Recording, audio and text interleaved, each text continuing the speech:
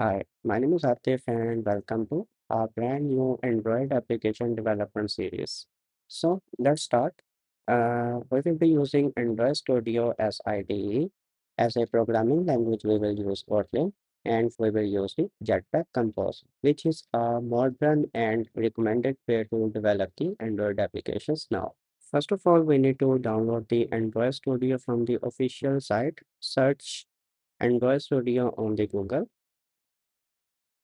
Android Studio and click the first link, that is Android developers. It will show option to download the Android Studio. If you are working on the Windows, it will show option to download it for the Windows. And if you are working on the Mac OS, it will show the option to download it for the Mac OS. All we need to do is click the download option. For now, the latest version is Android Studio 12.3. Download the latest version which is available at your time watching this video. Accept the terms and condition and click the download option. It will start downloading the Android Studio. Once the Android Studio is downloaded successfully, all you need to do is install. That procedure is simple, so I am skipping it. After installing Android Studio, open the Android Studio. Once the Android Studio is open, this interface will be shown. We need to click the New Project option to start creating a new project. Click it. Here it will show a lot of templates in form of activities. We will talk about activities later. We need to select the empty activity and click next button. In this step, we need to enter the project information. For example, name of the project, which will by default also be the name of the app. But don't worry, we can change the app name anytime. Now let's change the project name. For example, first app. It will automatically change the package name as well. Package name is also the ID of this app. Below that, there is the location where the project is saved. You may change it if you want. And after that, we need to set the minimum SDK version. For example, we have set API level 24, which is Android 7.0, which means to run this app, the Android OS version should be at least 7.0. Increasing the minimum SDK version means you can implement more features, but that app will not be able to install below that Android OS version.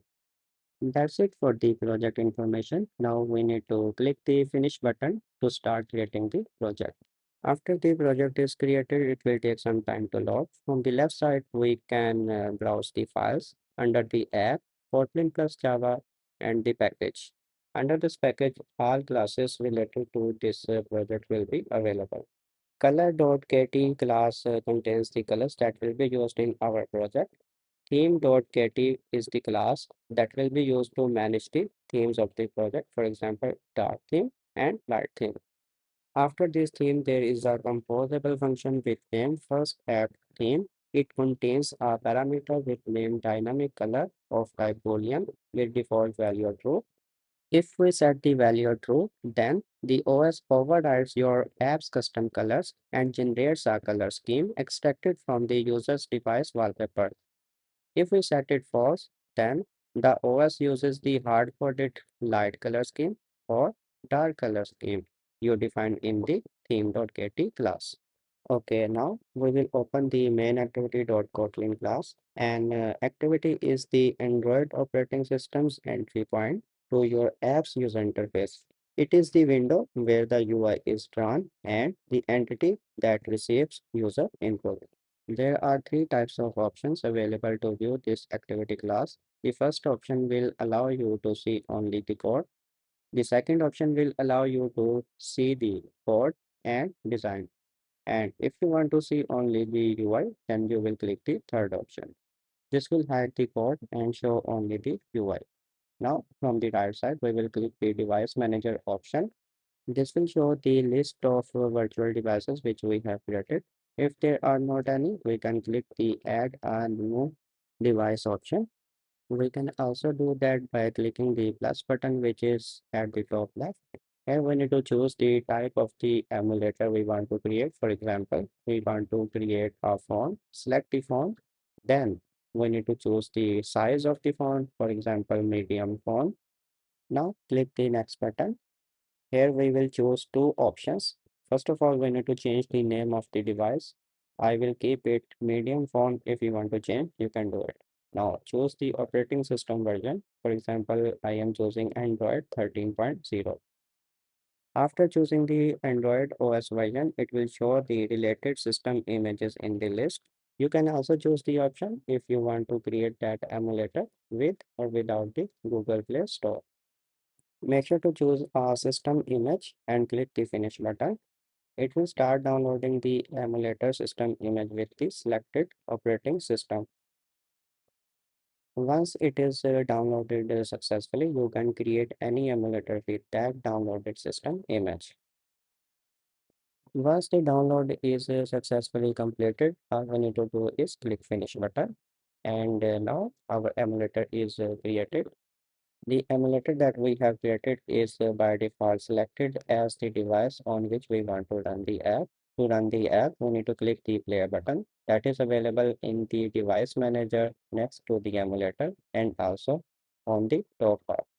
After clicking the run option, it will take some time to launch the emulator and run the app on that emulator. Once the app runs successfully, it will display a text message on the top left that will be Hi Android. That's it for running the app in an emulator. Close the emulator. Now we will run the app on the real device. For that, we need to enable the developer options. To enable that, we need to open the setting of the mobile. In this setting, there is an option build number, which is usually under the about phone. We can also search for that. Search build number, click it. Click the build number multiple times until it shows a message like developer mode is enabled. Once the developer mode is enabled, we can find that option at the bottom of the settings. Click the developer options, scroll down. There will be an option USB debugging. Enable it. Click OK. Now the USB debugging is enabled.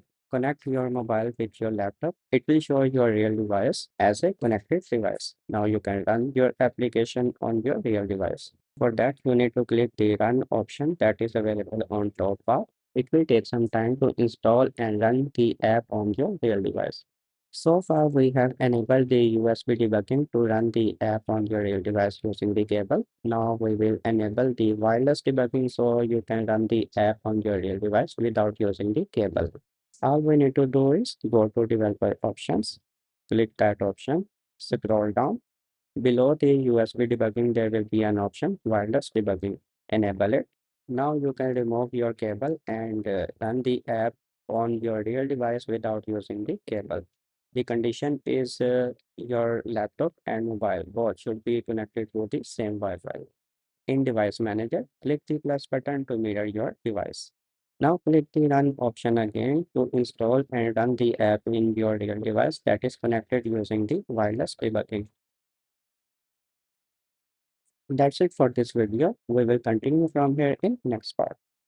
Want to become a better Android developer? Welcome to our Android app development blog, your one-stop resource for mastering Android Studio. Here you will find clear step-by-step tutorials on all important topics.